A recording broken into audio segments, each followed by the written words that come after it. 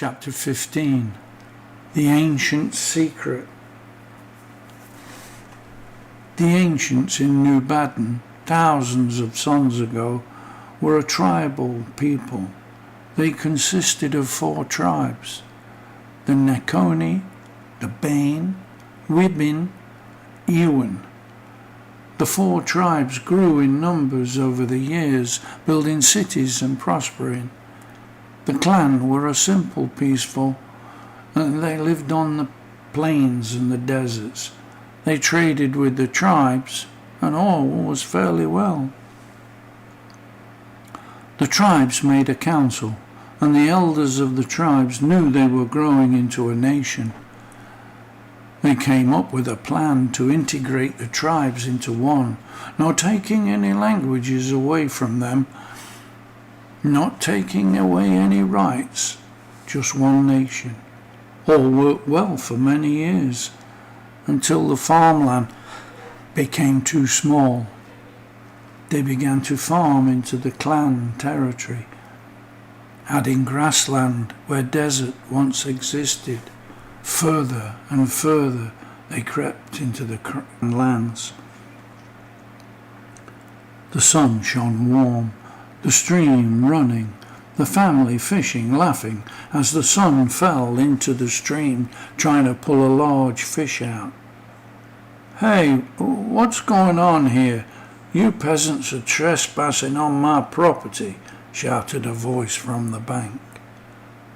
"This is no one's property. This is clan land," the husband said to the man on the bank. "No, I've claimed this land. You're trespassing."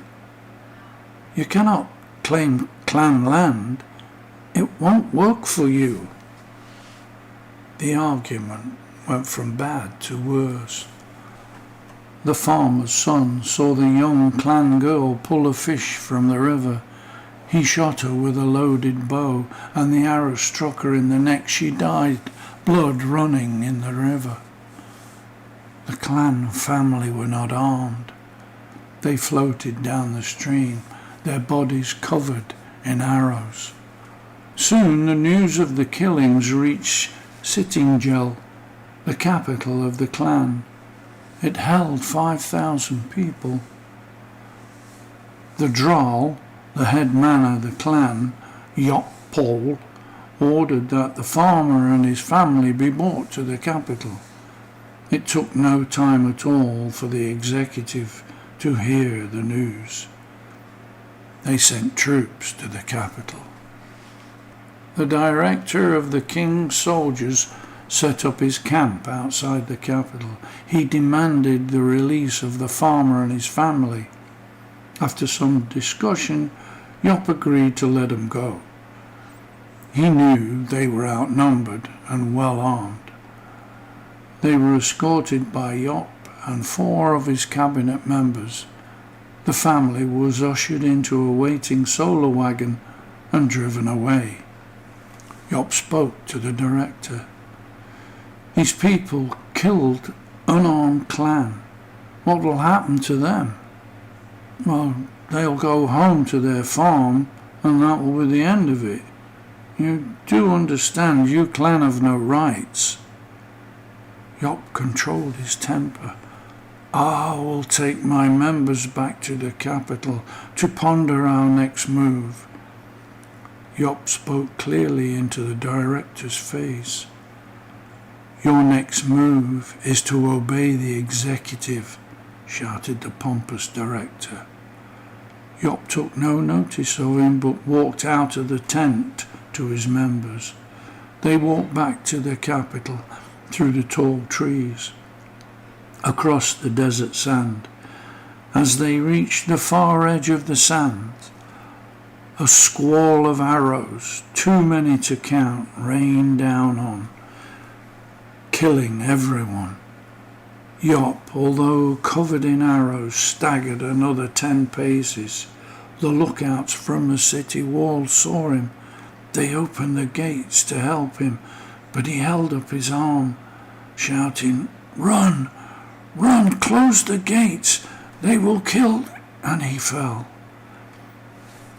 As they ran to help their leader, the director and his merciless army swarmed from the trees through the great open gates of the capital. The clan only had their primitive tools and had no weapons. Hundreds were slaughtered, men and women, children, livestock. The capital was then burnt to the ground. The executive sent machines to obliterate the area as though it never existed.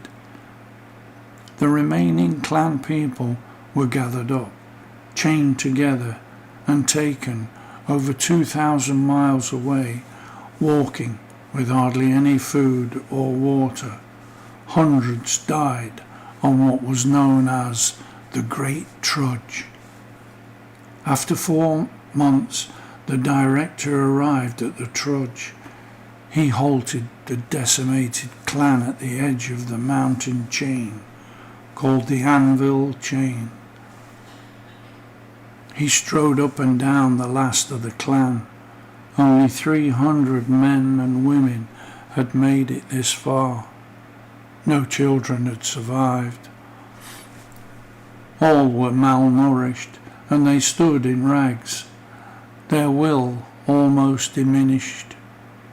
But all were angry, all wanted to tear him into small pieces. "You clan'll go into this mountain range. You will survive, or you will be eaten by the Drids, or just starve. We don't care. The order has been given to me. So go, you are free, but I warn you, do not come back. Your lands belong to the executive. Now go, you filthy people, you disgust me." Soldiers prodded the remnants of the clan towards the forest. They began to walk, and one man shouted as he reached the trees, "Yop Paul will return." The director reached for his loaded bow, but the man stepped back into the shining trees of the massive forest and disappeared, as the rest of the clan did as they reached the trees. "Good riddance. Let's go home to the great city." The director climbed into his solar chariot, and he stood for a moment looking into the forest. He was puzzled. He could see through the trees. The sun shone, casting shadows of them. The trees were close together, but far enough apart to see at least 50 yards into them. Nevertheless, he saw no clan. Good, they'd been eaten already. The director was driven back straight to the executive palace. He entered the grand hall.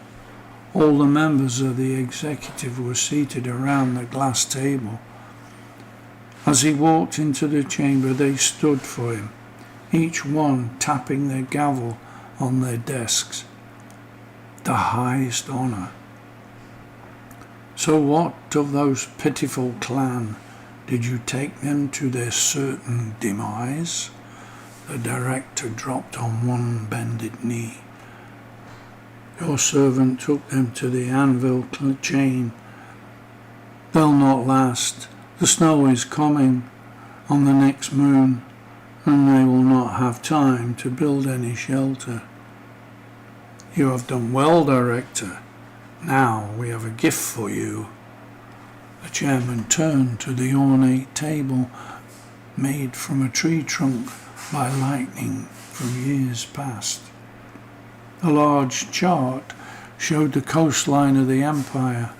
He pointed to the bay. "This is our gift to you.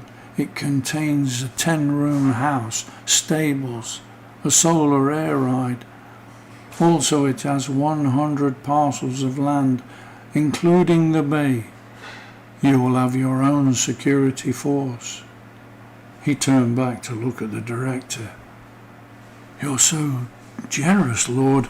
I am, as you know, your servant forever." "Yes, I know," then turned away, walking to the next guest.